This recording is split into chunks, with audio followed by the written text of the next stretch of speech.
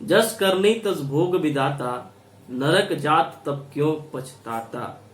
अर्थात इंसान की जैसी करनी होती है उसका वो फल, उसका परिणाम वो यही भुगत के जाता है। नमस्कार, मैं आशीष शुक्ला और आप देख रहे हैं हमारा YouTube channel journalist Ashish Shukla. बीते शुक्रवार को दिल्ली के सीएम अरविंद केजरीवाल का एक गैर जिम्मेदाराना और कह सकते हैं कि बेहूदगी भरा एक बयान आया था। बयान था कि अब कोरोना वायरस का इलाज केवल दिल्ली वासियों का ही होगा। दिल्ली में कोरोना वायरस का इलाज अब केवल दिल्ली वासियों का ही होगा। बाहर के जो लोग भी हैं, जो भी राज्य सरकार के अंतर्गत अस्पताल आते हैं, उनका इलाज अब दिल्ली में नहीं होगा। खैर, उसके 2 दिन बाद ही खबर आती है कि अरविंद केजरीवाल को कोरोना वायरस के लक्षण दिख गए हैं और वो अपने आप को आइसोलेट कर लिए हैं। आज उनका यानी मंगलवार को कोरोना का टेस्ट होगा। खैर, मैं ईश्वर से प्रार्थना करता हूं कि अरविंद केजरीवाल को स्वस्थ करें और उनको कोरोना जैसी घातक बीमारी ना हो। उनका रिजल्ट जो भी है नेगेटिव ही है, पॉजिटिव ना आए। लेकिन ये कहीं ना कहीं लोकतंत्र के लिए एक बहुत बड़ा सवाल है कि आखिर एक राज्य का सीएम, इतनी बड़ी पद की गरिमा है और ऊपर से वेल एजुकेटेड इंसान जो प्रशासन का, शासन का भी हिस्सा रह चुका है, एक पूर्व IITians भी है, पढ़ा लिखा इंसान सीएम की कुर्सी पर जब बैठा तो लोगों को यही लगा कि देश की राजधानी की स्थिति काफी अच्छी हो जाएगी और जो भी प्रशासन की, सरकारों की जो कमियां हैं, एक प्रशासक उसको अच्छे से समझा है और उसको दूर करेगा। लेकिन कहते हैं कि सत्ता का ऐसा लालच होता है, राजनीति ऐसी गंदी चीज होती है, दलदल होती है कि कोई इससे बच के बाहर नहीं जा सकता। जो भी आता है, कितनी भी साफ सुथरी छवि हो, दाग उसके ऊपर जरूर लगते हैं।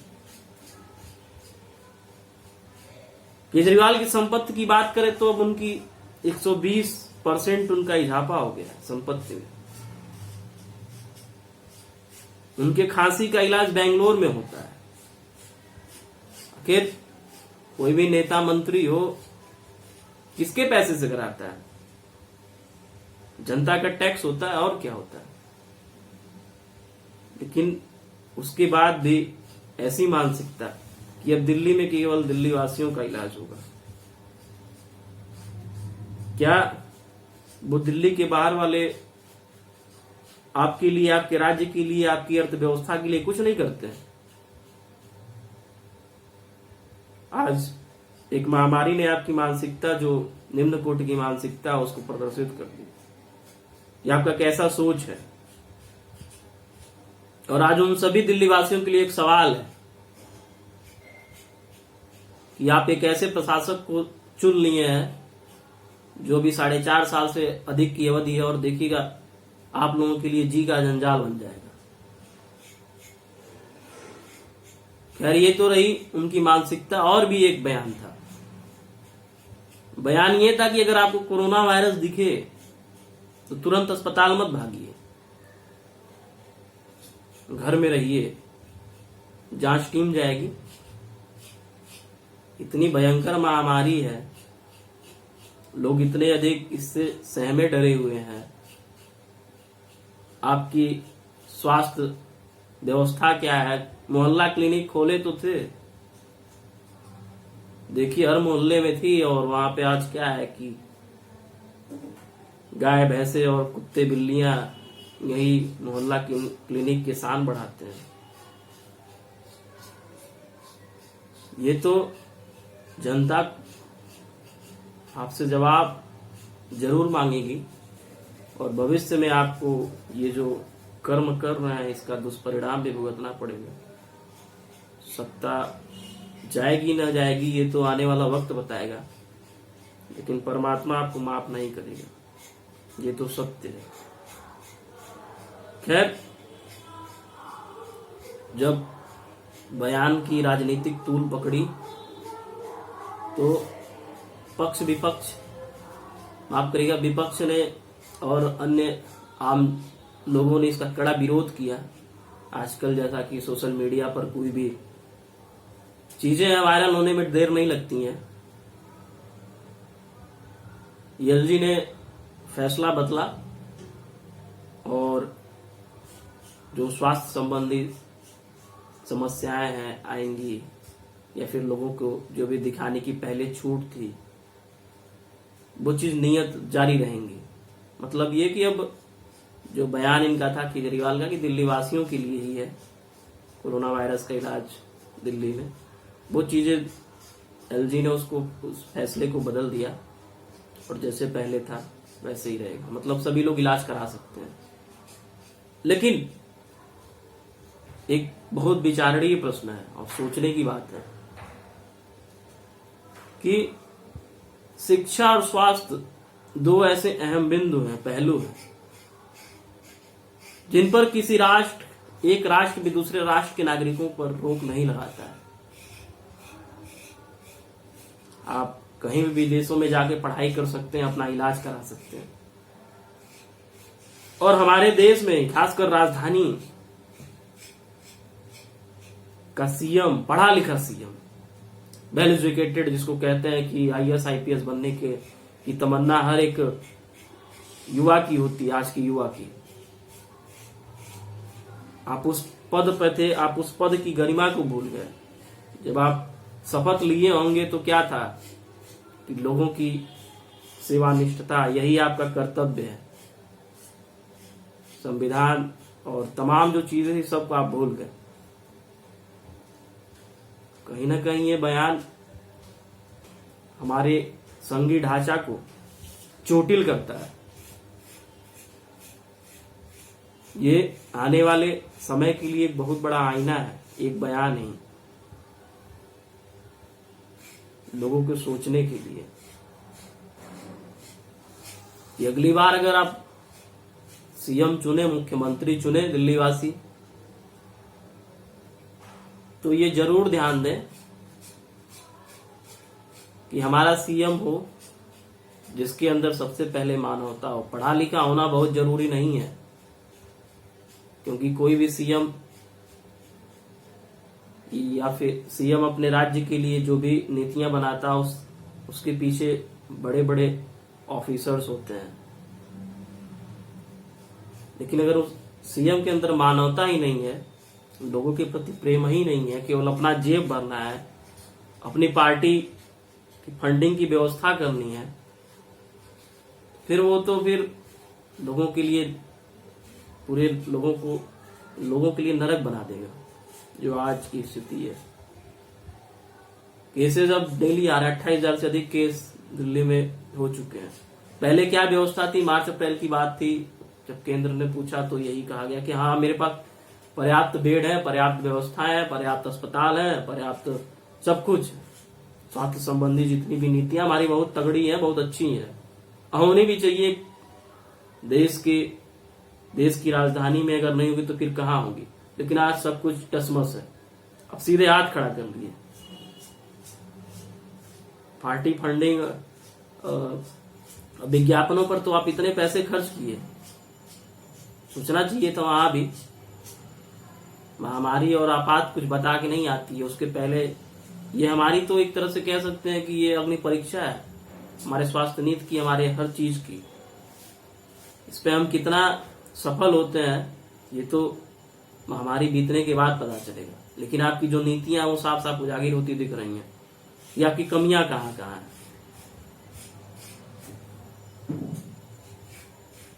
आने वाला वक्त ईश्वर करे सब कुछ सामान्य हो जाए जल्द से जल्द। इस महामारी का भी खैर कहते हैं कि वक्त बदलता जरूर है, वक्त का पहिया घूमेगा, सब कुछ पहले जैसे सामान्य होगा ही होगा। लेकिन जो आपकी ये कह सकते हैं कि सामान्य से पहनावे के पीछे जो गंदी मानसिकता थी वो साफ दिख गई कि आपके अंदर मानवता और इंसानियत बिल्कुल है ही नहीं। ऐसे तो मनुष्य का होना ना होना, मनुष्य क्या क्या है, ऐसे मानसिकता के लोग तो पशुवत ही होते हैं। मनुष्य कहाँ रह गए? मनुष्य तो वो है जिसका जानवरों, पशु पक्षियों, इंसानों, प्रकृति सबसे प्रेम होता है। मनुष्य वास्तविक रूप में तो वही होता है। आखिर ईश्वर ने सृष्टि की रचना में सबसे श्रेष्ठ पुरुष ईश्वर को इसीलिए बनाया है कि वो सब कुछ संतुलित करके चले। खैर ये तो आपकी मानसिकता रही, इसका जवाब जनता जरूर देगी। जैसा पलायन की बात रही, अगर आप व्यवस्था कुछ दिन किए होते न तो इतने केसेस दिल्ली में आते, न तो उन मजदूरों की इतनी दुर्दशा होती जितनी हुई। क्या आपको लग रहा है कि बिना उन मजदूरों की दिल्ली की जो फैक्ट्रियां हैं, जो व्यापार धंधे हैं, वो फिर से सुचारू रूप से चल जाएंगे? आपके पास जो टैक्स आते हैं वो फिर से आने शुरू हो जाएंगे? कुछ नहीं होने वाला है। जुल्म आप करेंगे, इंसान की दुआ लगे या ना लगे, लेकिन जब बद्दुआ लगती है तो उसका दुष्परिणाम जरूर सामने आता है। और ईश्वर तो सब कुछ देख रहा है, सर्वशक्तिमान है, कर्मफल अध्यक्ष है, हर इंसान के कर्मों का फल वो जरूर देता है। तो ऐसे में बस एक ही अपील है, एक ही गुजारिश है, ईश्वर आपको सद्बुद्धि दे, सतमार्ग पर चलें। और जो ये झूठा दिखावा है, क्या था, चुनाव के समय हनुमान भक्त बन गए थे, बजरंगबली के भक्त हो गए थे, मार पूजा अर्चना आरती सब कुछ। तो लक्ष्मण जी के लिए संजीवनी बूटी लेने चले गए थे, और आप उनके भक्त होने का ढोंग रचते हैं और आप ऐसी बयानबाजी करते हैं, ऐसी मानसिकता रखते हैं। तो आपकी भक्ति क्या है, लोगों के प्रति प्रेम क्या है? बिजली और पानी का कर माफ कर देने से ये कहिए कि जनता आपको माफ कर देगी। जनता जागरूक हो चुकी है, स्थिति परिस्थिति बिल्कुल बदल चुकी है, तानाशाही नहीं चलेगा, वक्त जरूर जवाब देगा।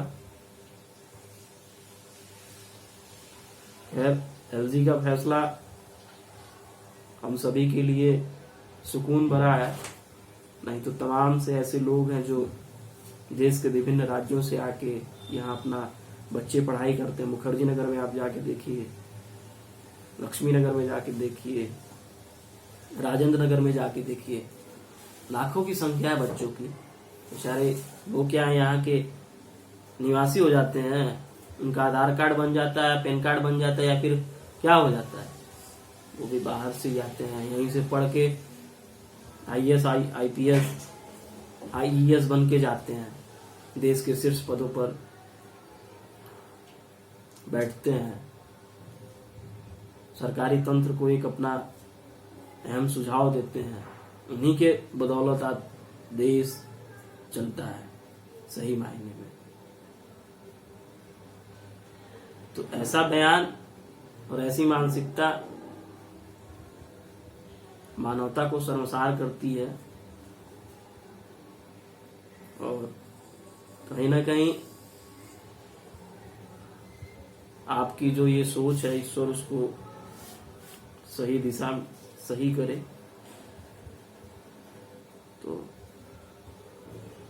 एलजी के फैसले का हम सभी स्वागत करते हैं, सराहनीय फैसला है, और आगे उम्मीद भी रखेंगे कि जो भी आपकी कमियां हैं वो जनता तक जरूर लेके आए, किसी की भी हो, कोई भी मंत्री, विधायक, नेता, CM, कोई भी हो, की कमियां जरूर उजागर करेंगे। तो फिलहाल के लिए बस इतना ही। जैसा भी आपको लगे अपना राय सुझाव कमेंट बॉक्स में अवश्य दें। इससे क्या होता है कि एक साहस मिलता है, एक हिम्मत मिलती है। और चैनल को अगर अभी तक सब्सक्राइब नहीं किया तो सब्सक्राइब कर लें, और जो बराबर में बेल आइकन है उसे जरूर दबाएं। तो अभी के लिए बस इतना ही, फिर मिलेंगे नई खबर के साथ, नए विचार के साथ। तब तक के लिए जय हिंद, जय भारत।